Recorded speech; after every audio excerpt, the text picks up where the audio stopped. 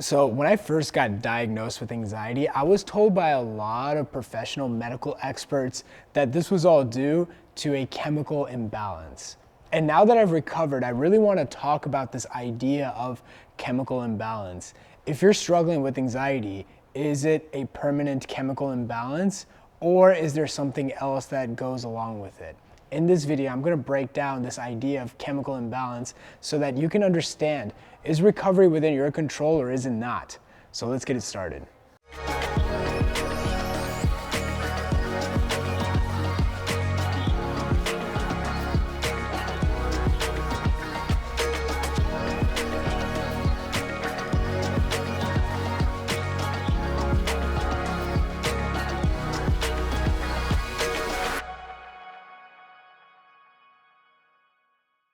So when I was struggling with anxiety, my biggest fear by far was the fact that I was gonna have to live like this forever. Tell me whatever you want. Shaan, you're gonna struggle with this for a little bit longer. I would have been totally cool with that. But my biggest fear was that this was something that I was gonna have to deal with for the rest of my life. And there was no way I could handle this. There's no way anybody could go through this and just live their rest of their life totally freely. There's no way. This is a handicap. Even living was kind of difficult. And one of my biggest fears was this idea of, well, if this is forever, how am I going to manage? Or is this even forever? When I was struggling with physical symptoms due to anxiety, if you know my story, digestive issues was a huge part. And one of the biggest fears I had was, what if this is an autoimmune condition? What if it's this or that? Because I always had this idea of permanence when it came to that.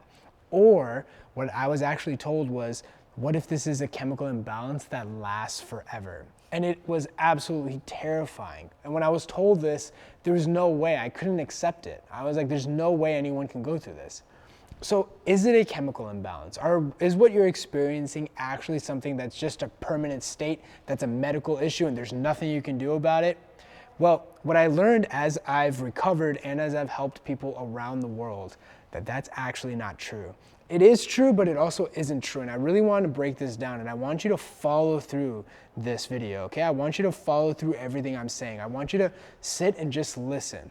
Don't make any judgments, don't make any assumptions. Just watch this video till the end so that you really understand what I'm talking about here, okay? Now, I want to give you an example, okay? Now, imagine I tell you, hey, Shaan, your house is on fire. Now, imagine if you actually believe me. Imagine you believe the fact that, oh my God, your house is on fire. Physiologically, what would happen to you? Well, a few things would start happening. Your blood pressure would naturally go up. Your heart rate would go up. You'd maybe even start sweating. You may even start hyperventilating, and you may start panicking. Now, imagine all that happens and your brain gets activated and the limbic structure gets activated and the prefrontal cortex shuts down. All these things that happen in a stressful situation that happens to everyone. Now imagine I took a screenshot of that. Let's say I took a screenshot of your brain scan right at that moment. Now what would happen? Now compare that brain scan to somebody who you didn't say that to, who's staying in their house where everything's fine. Now what would you see? You would see differences, right? You would see differences. Now, here's the thing. Is there a chemical imbalance per se? Is there a chemical difference per se? The answer is yes. But here's the issue with this notion of chemical imbalance.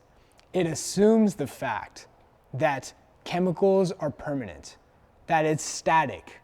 But the truth is that chemicals in the brain, any sort of neurotransmitters, hormones, all these things, they're always in flux. They're dynamic. They go up and down. It even goes based on the day. When you wake up, your cortisol levels are the highest. Doesn't matter if you have anxiety or not. And what happens is over time it dies down. But what happens with this idea of chemical imbalance is that it gives people the perception that this is a medical issue and that this is permanent. Now, what happens when you're told that this is a chemical imbalance? Well, then it sounds like it's a medical issue and there's nothing you can do. But let's bring in some context. I just told you your house is on fire. So it's not about looking at this physiologically. And that's the mistake and quite honestly, that's a lot of the misinformation that comes with anxiety. A lot of times when people are struggling with anxiety, there's this fear of permanence and they try to fix their anxiety through through more physical ways, right? They're looking at chemicals, they're looking at this, they're trying to alter this, they're trying to alter that. But kind of like telling somebody their house is on fire, context really does matter.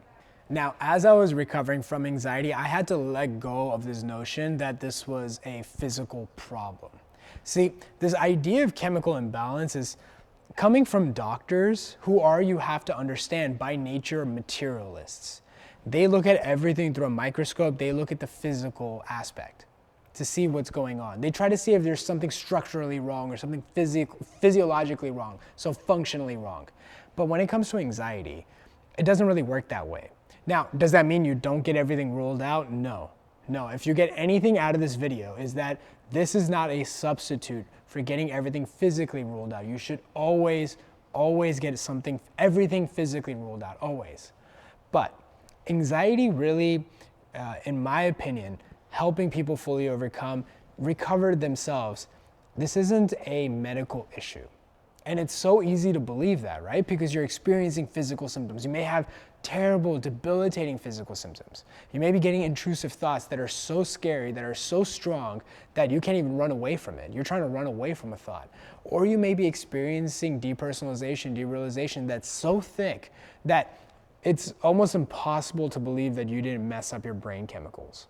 So it's very easy to think it's physical, but the truth is that it's not. Anxiety really, to be honest with you, is an education problem. A lot of the anxiety stays alive because people genuinely don't know what's happening. Imagine you're on a boat and you jump off the boat or you fall off the boat and now you're in water and you've never had to swim before. You've never had to swim. And so you're in the water, you don't know how to swim, and so you're trying to figure things out.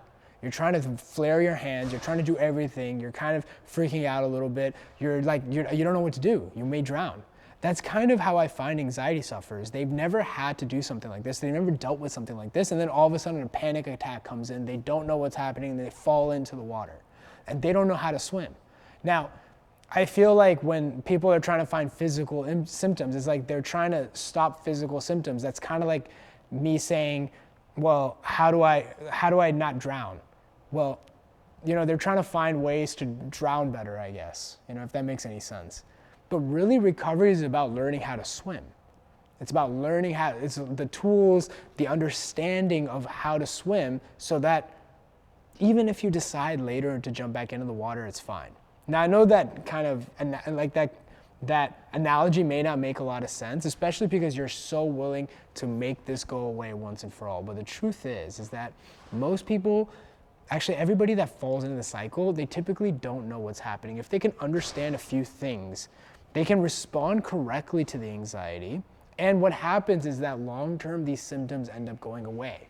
But unfortunately, what happens is honest, genuine, and people that are just genuinely trying to do the right thing, which is get out of this and go back to living, are often told things that, this is a brain issue, or this is an anatomy issue, or this is a whatever it is, even though they've gotten everything ruled out by their doctor.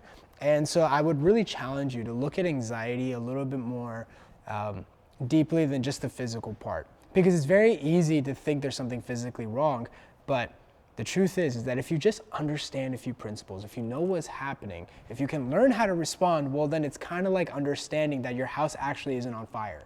And so if your house isn't actually on fire, your blood pressure fixes itself. Your heart rate fixes itself. Any sort of perspiration resolves itself.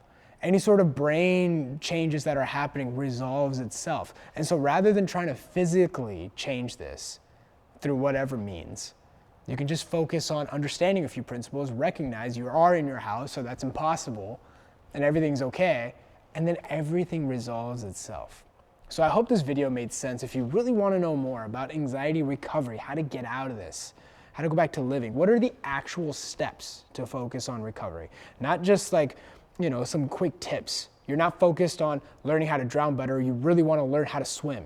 You really want to learn how to get out of this. Swimming is like recovery. If you want to recover from this and not have this become a problem, I'll put a link down below to a book, a free report that I've written out, laying out step by step how to get out of this. Now, I've written this report solely based on the based on the idea that, look, it's something that I wish I would have had when I was struggling. I struggled a lot, mostly because I didn't know what was happening. And when I help people, it's the exact same thing. And it's not due to some genetic issue or this or that. Maybe there's a small component of that, but it's not big enough to hinder you from recovery. Anybody can recover. So the link is down below. Check it out. I'll see you in the next video.